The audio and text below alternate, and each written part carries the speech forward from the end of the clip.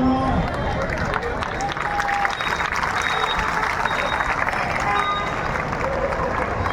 આજરોજ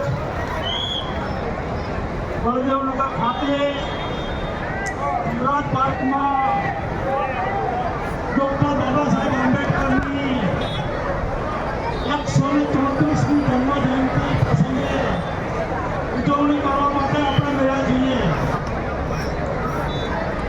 મિત્રો,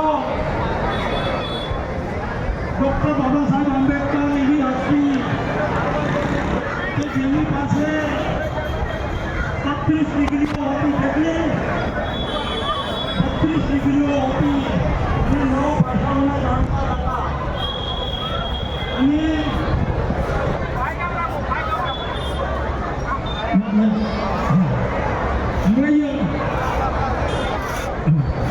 ડોક્ટર બાબા સાહેબ આંબેડકર કે જેને સિમ્બોલ ઓફ નોલેજ કહેવાય છે.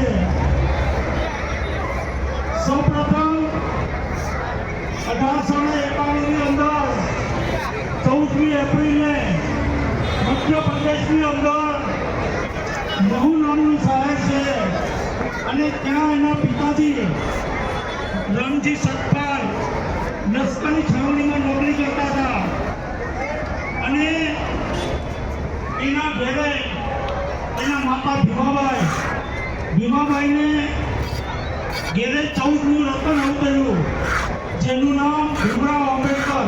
સૌ પ્રેમથી એને ભીમો કહેતા. આજથી 134 વર્ષ પહેલા